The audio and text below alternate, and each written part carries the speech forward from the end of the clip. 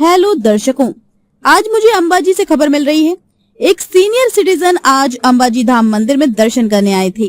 वे अपनी प्रॉब्लम्स के बारे में बता रहे हैं। वे अहमदाबाद के फूल बेचने वाले हैं और डिपार्टमेंट भी।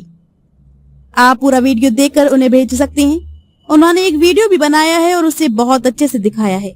हमें शायद कुछ लिखने की जरूरत नहीं है, बस अंबाजी धाम, अंबाजी मंदिर, डिपार्टमेंट और जो भी सिस्टम लग रहा है, हमारे चैनल को लाइक करें, शेयर करें और सब्सक्राइब करें। कृष्ण, जय हिंद, भारत माता की जय। हूँ पत्रकार अमदावादથી કેતલબેન। આજે એક અંબાજી મંદિરે એક શ્રદ્ધાળુ દર્શન કરવા આવ્યા હતા, તો એમનું આપણે એક વ્યથા સાંભળીએ એમના મોઢેથી જ। હવે અમે આજરોજ અંબાજી માતાજીના દર્શન કરવા પધાર્યા હતા, તો અમને એક એટલો બધો ખરાબ પડવો અનુભવ થયો છે કે અમે પહેલાં તો ગાડી પાર્કિંગમાં મૂકવા જતા હતા, પછી ત્યાં બહુ જ ભીડ હતી। એના હિસાબે બીજા કોઈ વ્યક્તિ એવું કીધું કે તમે અહીંયા આગળના ગેટે પાર્કિંગ કરી દો અને અમારી દુકાન છે ત્યાં પ્રસાદની, ત્યાંથી પ્રસાદ લેજો, પાર્કિંગનો કંઈ પૈસો આપવાનો નથી। અને મેં કહ્યું કે ભાઈ અહીંયા કોઈને અટરરૂપ થાય અને પોલીસવાળાની કોઈ માથાકૂટ થાય તો મને કે ના, એ બધા પોલીસવાળા અમે કહી દે એ લોકો અમારા જ છે ને અમે આમ તેમ એવું એમ કોઈ નામ ના લે, કંઈ થાય તો મારી જવાબદારી। પછી અમે બધું દર્શન કરીને આવ્યા અને દર્શન કર્યા પછી અમે આવીને જોયું ગાડીમાં બેસવા જતા હતા ત્યાં અમારી ગાડીને ટાયરને લોક મારી દીધું હતું પોલીસ દ્વારા। તો અમે તો અચંબામાં પડી ગયા કે ભાઈ આ સારું અહીંયા પોલીસ ના પાડતા હતા અને પોલીસ આવી ક્યાંથી।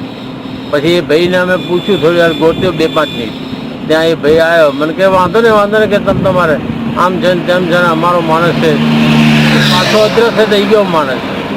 પછી કોઈ કે આ તો તમે 200-500 રૂપિયા હાલજો ને કે છૂટી જશે।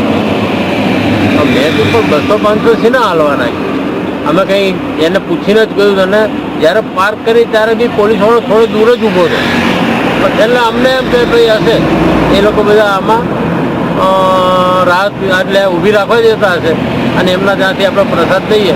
પણ લાગ્યું એવું કે પોલીસ અને પ્રસાદવાળા આ બધાની કદાચ મિલીભગત હોઈ શકે કે પહેલાં આપણી પાસેથી પ્રસાદ લેવડાવે, ગાડી ગમે ત્યાં પાર્ક કરાવડાવે અને પછી પોલીસ આવીને લોક મારી જાય અને પછી આપણો તોડ કરે 500, 1000, 1500 જે બી દંડ થતો હોય એ।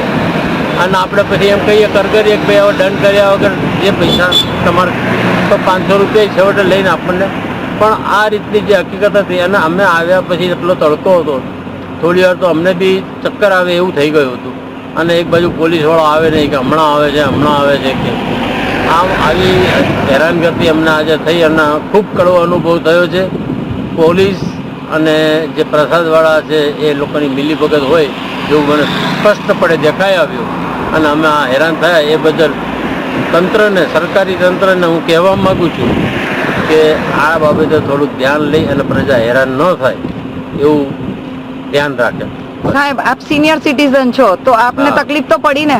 તકલીફ એટલે અમને થોડી વાર તો એટલી બધી ગરમી હતી કે એમ થઈ ગયું ચક્કર, અને મારા વાઈફને ડાયાબિટીસનો પ્રોબ્લેમ છે એટલે જમવાનો ટાઈમ થયો તો જમવાનું મોડું થતું હતું, ગાડી નીકળતી નહોતી, ચાલે નહીં, ચાલતા જવા નહીં, જમવા દૂર, એટલે આ બધું અમે સિનિયર સિટીઝન અને આવી બીમારી હોય તો આ બધું ઉપર ઘાસમાં જો આવું થાય તો યોગ્ય કહેવાય સિનિયર સિટીઝન સાથે। વંદે માતરમ, જય હિન્દ, જય અંબાજી, જય હિન્દ।